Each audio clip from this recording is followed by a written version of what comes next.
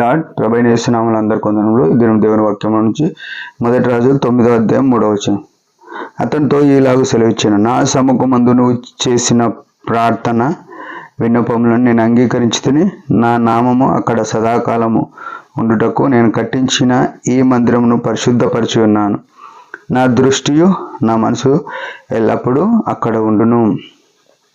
ప్రియమైన వాళ్ళారా, దేవుడు ఎంతో కనికరంతో మనందరికీ ఒక ఆదరణకరమైన మాట ఏమిస్తున్నాడు, వాగ్దానం అంటే సొలొమోనుతో చెప్పిన మాటనే మన జీవితాల్లో కూడా మనం అన్వయించుకోవచ్చు. ఏమనుందంటే, నా సముఖమునందు నువ్వు చేసిన ప్రార్థన విన్నపములు నేను అంగీకరించి తిని అంటున్నాడు. ఆయన సముఖంలో మనం ఎప్పుడైతే కూర్చొని ప్రార్థన చేస్తామో ఆయన మన మనవి వినే దేవుడు అయినాడు. అంటే మన దేవుడు సజీవుడు. లోకంలో ఎంతోమంది దేవతలు దేవుళ్ళు అనబడేవారు ఉన్నారు, వారు మృతులు, వారు కనబడరు. కానీ మన దేవుడు సజీవుడుగా ఉన్నాడు. ఈ సజీవుడైన దేవుడు ఏమంటున్నాడంటే, నా నామం అక్కడ ఉండినట్టు సదాకాలము నువ్వు కట్టించిన ఈ మందిరమును పరిశుద్ధపరిచి ఉంచినాను అంటున్నాడు. అంటే దేవుని నామం కొరకు, దేవుని నామ ఘనత కొరకు సొలొమోను కట్టించిన మందిరం గురించి మాట్లాడుతున్నాడు. అయితే ఈనాడు మనము ఎక్కడైతున్నామో అక్కడ ఉన్న మందిరం గురించి మనం ఆలోచన చేయాలి. ఆ మందిరములో దేవుని నామము అక్కడ ఉండడానికి కట్టినామా? ఇది చాలా ప్రాముఖ్యమైన విషయం. మన పేరు కొరకు కట్టినామా ఆలోచన చేయాలి. చాలామంది ఏమంటారంటే, ముందు నేనే పునాది వేసిన, మా తాత జాగిచ్చిండు, మా నాయన కట్టిండు, నేను నడిపిస్తున్నా, ఇట్లా చెప్పుకుంటారు. ప్రియమైన వాళ్ళారా, దేవుడు కోరుకునేది ఏంటంటే, నా నామము అక్కడ ఉంచి ఉన్నాను, నా నామం అక్కడ ఉండునట్లుగా ఏమంట, ఈ మందిరం పరిశుద్ధపరిచి ఉన్నాను, నా దృష్టి నా మనసు ఎల్లప్పుడూ అక్కడ ఉండును. దేవుని నామము అక్కడ సదాకాలం ఉండుటకు. ఎంత విచిత్రం చూడండి. దేవుని నామం ఉండడానికి మందిరం ఉండాలి, దేవుని దృష్టి ఉండడానికి ఉండాలి, దేవుని మనసు ఉండడానికి ఉండాలి. మన పేరు కొరకు, మనం గొప్పతనం కొరకు ఈనాడు మందిరాలు కడుతున్నారు. కట్టొద్దు. మందిరం కట్టడం మంచిదే, మన పేరు కొరకు అయితే అది చేయకుంటే బాగుంటుందని నా అభిప్రాయం. దేవుని మహిమ కొరకు మీరు 1 కొరింథీ పత్రిక 10:31 ఒక మాట ఉంది.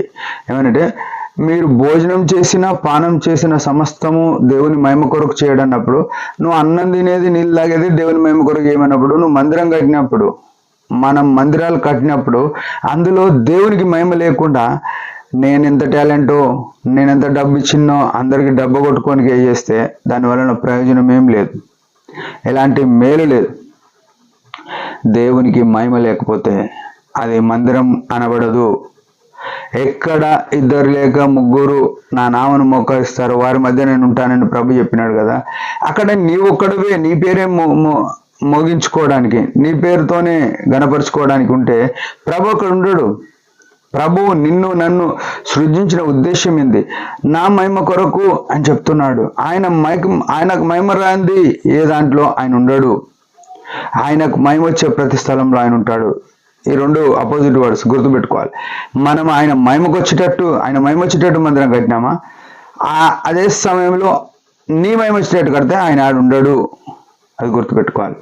సొలొమోను భక్తుడు దేవుని మహిమ కొరకు మందిరం కట్టినాడు. ప్రియమైన సహోదరుడా సహోదరి, ఈ దినం మనం గుర్తుపెట్టుకోవాలా, మనం ఎట్లాంటి మందిరాలు ఉన్నాం. మనుషులు మహిమ పొందే మందిరాలు ఉన్నాయా? ఎంతోమంది చూస్తే విచిత్రం. ఎంతోమంది సొంత పేరు కొరకు మందిరం నేను ఎంత కట్టించుకున్నా అని చెప్పేటోళ్ళున్నారు. నా మందిరం అని చెప్పుకుంటున్నాడు. ప్రభు చెప్పినాడు ఏమనంటే, నేను అపొస్తలుల కార్యములు రాయబడ్డ మాట ఏంటంటే, నా స్వరక్తం ఇచ్చి సంపాదించిన సంఘం అని చెప్తే ఈనాడు నేను డబ్బులు ఇచ్చి కట్టుకున్న మందిరం అని చెప్తున్నారు. ప్రియమైన వాళ్ళారా, నువ్వు మందిరం కట్టినంత మాత్రాన ప్రయోజనం ఏం లేదు. కానీ ప్రభుకు మహిమరాంది కడితే దానివల్ల నీకేం మహిమ లేదు, ప్రభుకేం ఆనందం లేదు.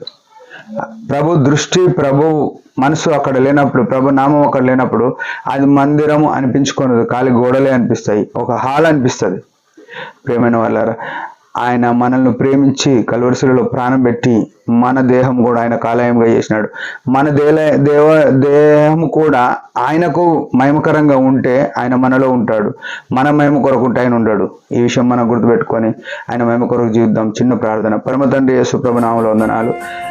నీ కనికరమును బట్టి స్తుతిస్తున్నాం. మేము నీ మహిమ కొరకు జీవించడానికి సహాయపడమని యేసు ప్రభు నామములో ప్రార్థిస్తున్నాం తండ్రి. ఆమేన్.